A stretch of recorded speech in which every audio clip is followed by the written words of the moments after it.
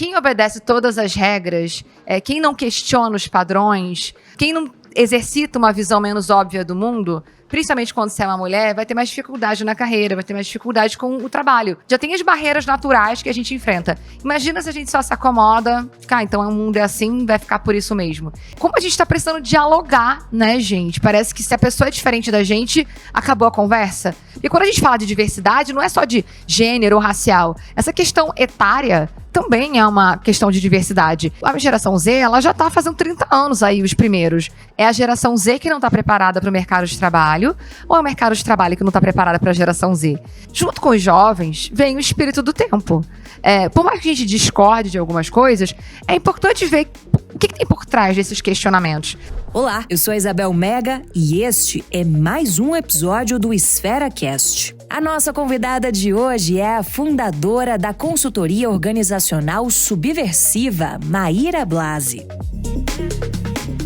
A Maíra é um monte de coisa, já deu para perceber. Professora, colunista do UOL, fundadora da Subversiva. Eu vou pegar esse último ponto, Maíra, porque eu queria te fazer uma provocação logo de cara. Ser subversiva é essencial para construir uma carreira? Nossa, para uma mulher é muito essencial. Porque teve alguém falando uma vez, quando a Madonna esteve no Brasil, falando assim, a Madonna não agrada todo mundo, tem algumas polêmicas em torno dela. Eu falo, não se vira Madonna agradando todo mundo. Porque Madonna é bem subversiva. Exato, é bem subversiva. Então, tem quem gosta, tem quem desgosta, mas é mais sobre a metáfora de que quem obedece todas as regras, quem não questiona os padrões, quem não exercita uma visão menos óbvia do mundo, principalmente quando você é uma mulher, vai ter mais dificuldade na carreira, vai ter mais dificuldade com o trabalho. Porque a gente está sempre... Já tem as barreiras naturais que a gente enfrenta. Imagina se a gente só se acomoda, então o mundo é assim, vai ficar por isso mesmo. Então, o nome da minha consultoria é Subversiva, porque eu falo, quem me chamou já sabe que não vai ter uma visão óbvia sobre trabalho, sobre carreira e sobre o futuro do trabalho quando eu estiver presente. E você é subversiva desde sempre ou você construiu isso com o tempo e com a sua jornada? Ai, que ótima pergunta. Olha, eu acho que quando eu era mais novinha, mais criança, eu vim do subúrbio do Rio de Janeiro, de uma mãe que é dona de casa. Meu pai era vendedor de carro. E ele faleceu quando eu tinha 13 anos. Eu sou a irmã mais velha de 3 filhos. Então, por muito tempo, eu sinto que eu segui as regras sociais e o meu maior sonho era arrumar um emprego numa grande empresa, ganhar um salário tal. E para isso, eu me submetia, assim, às regras. Eu não questionava muito, mas por onde eu passava, era assim, eu era eleita representante de turma do colégio, entendeu? Por muito tempo eu frequentei uma religião e eu fui vice-presidente dos adolescentes daquela religião, uma época, né, daquele grupo. Eu sinto que por onde eu passava, eu deixava uma marca, mas essa coisa um pouco mais questionadora veio quando eu já tinha alguns anos no mercado de trabalho, que eu comecei a...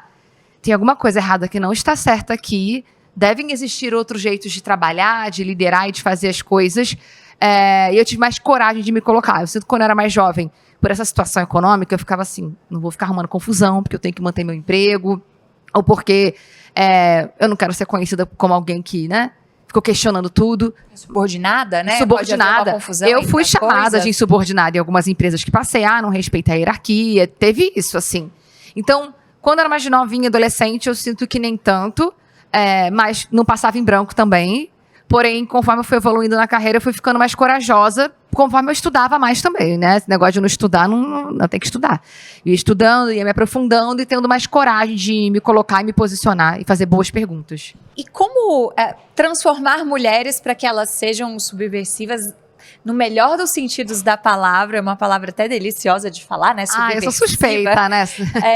Mas nem toda mulher vai ter facilidade com isso. Tem mulher que tá mais ali para dentro e ela precisa desabrochar. Como é que você auxilia nisso? A gente não é incentivada, né? A gente é incentivada mais a se comportar, a obedecer, a servir.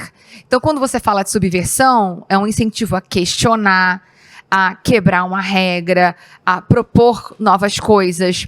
Eu sempre falo que quanto mais eu estudo, mais corajosa eu fico. Quando eu dou treinamento, quando eu dou aula e consultoria, eu falo assim, tem que aprender a dizer não. As pessoas que têm coragem de dizer não é porque elas estão embasadas. o não pelo não, ele é fraco. Se a gente quer negociar, se a gente quer sentar na mesa do dinheiro, se a gente quer ter um posicionamento marcante por onde a gente passa, a gente precisa saber de negócio, precisa saber de número, precisa saber de dado. Eu vejo que muitas mulheres se destacam no mercado pelo conhecimento de pessoas que elas têm e fica faltando essa matemática da coisa. Então eu sinto que não vai ser fácil, não é que é tranquilo, mas dá para exercitar e dá para se sentir mais segura na medida que você tem mais conhecimento. Acho que o conhecimento ele vai gerando segurança. Quanto mais insegura você está, será que eu sei dos dados dessa empresa? Será que eu sei de negócio? Será que eu sei de política? Será que eu sei de economia? Menos coragem você vai ter de se colocar. Se você sabe desses assuntos, pelo menos, o meu viés é esse. Mais corajosa você vai ficando. Agora, os homens estão preparados para lidar com essa mulher bem resolvida, empoderada e segura? Olha, eu não diria que estão. Eu acho que causa um estranhamento. E é por isso que, como a gente precisa dos homens como nossos aliados, é importante a gente ir comendo, às vezes, pela beirada, né? Eu sempre falo, às vezes, ao invés de afirmar, eu gosto de fazer uma pergunta inteligente na mesa, entendeu? Em vez de falar, não, porque tem que ser assim, eu falo, e se? Eu levanto hipóteses. Eu adoro levantar hipóteses. Assim, não estou apegada a isso, não. Tem uma hipótese aqui. Ou então, oferecer um experimento. Vamos só experimentar por 30 dias e a gente vê o que acontece? Porque eu acredito que os homens, eles não estão acostumados, cada vez mais sim, porque eles estão ouvindo falar desses assuntos, eles estão ouvindo a gente reivindicar e questionar, mas ainda causa um estranhamento, assim, eu acredito, né, tal. Mas cada vez menos, eu acredito, e dependendo da maneira como a gente aborda, a gente vai ocupando o nosso espaço e a gente vai conquistando. Como é que você vê isso em relação às gerações, né? A gente fala tanto dessa geração atual, que é imediatista, ansiosa, que está buscando tudo muito rápido, mas está olhando para a qualidade de vida também. Como é que se constrói tudo isso? Como que é essa troca? O que talvez a nossa geração tenha a aprender com essa geração que está vindo aí? Através da Subversiva, da minha consultoria, no final de 2023, a gente lançou um reporte. Quando eu comecei a ver os mais velhos falando mal do jovem, eu falei, gente, que mico. Vai ser mais uma geração que vai falar mal do jovem. Na vez que você era jovem, você gostou disso e você está repetindo esse comportamento. E aí a gente fez uma pesquisa e a gente lançou um reporte que se chama é a geração Z que não está preparada para o mercado de trabalho ou é o mercado de trabalho que não está preparado para a geração Z? Porque, assim, junto com os jovens, vem o espírito do tempo. Por mais que a gente discorde de algumas coisas, é importante ver o que tem por trás desses questionamentos. Por que será que é só a geração Z que está querendo mais tempo com a família, que descobriu que existe vida para além do trabalho, que quer que o trabalho seja remunerado de uma maneira justa, de acordo com aquilo que é entregue? Então, eles têm algumas pautas que me parecem ser, assim, legítimas. E aí, por conta de uma coisa ou outra de jovem, a gente vai e cancela tudo que eles falam. Como a gente está precisando dialogar, né, gente? Parece que se a pessoa é diferente da gente, acabou a conversa. Porque quando a gente fala de diversidade, não é só de gênero ou racial. Essa questão etária também é uma questão de diversidade. A geração Z, ela já está fazendo 30 anos aí, os primeiros. Então, assim, eles não são... não é bem assim. Mas estão novinhos também. Não estão novinhos. Eles estão aí pagando conta, estão trabalhando dentro das empresas. Eu acredito que a gente vai ter que arrumar algum jeito de se entender no final das contas, porque a gente precisa dessa galera trabalhando para entregar inovação, para levar o Brasil para frente, para entregar resultado. Então, eu vejo que, se por um lado tem questões de jovens, e a gente deveria estar tudo bem, é isso mesmo. O jovem ele não nasceu sabendo. Você vai ter que dar uma explicada nas coisas. Por outro lado, será que não tem pauta relevante? E eu sempre convido as lideranças a lembrarem de como eram quando eram jovens. Porque, assim, ninguém chegou num cargo alto de liderança sendo assim, tranquilinho, bem bonzinho, fofinha. Não é bem assim que as coisas acontecem. É questionando, é provocando.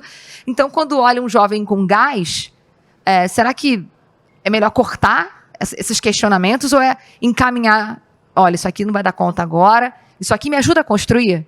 Será que a gente acha um caminho do meio que fique bom para mim e para você? Tá faltando esse diálogo.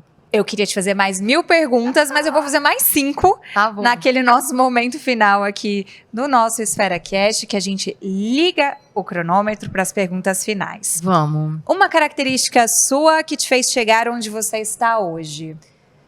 Eu sou muito corajosa. Uma coisa que você faria de diferente na sua carreira? Eu acho que todos os caminhos me levaram até aqui. Se você fosse presidente, tivesse todo o poder nas mãos, que lei você sancionaria amanhã? Meu Deus.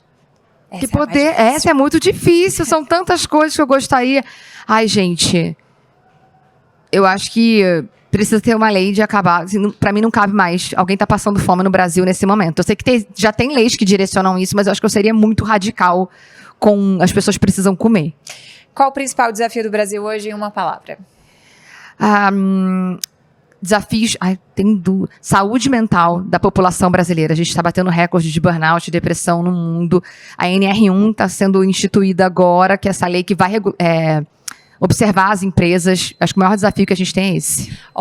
Deu um pi aqui, mas vou te fazer a última. Vamos. Quebrando as regras.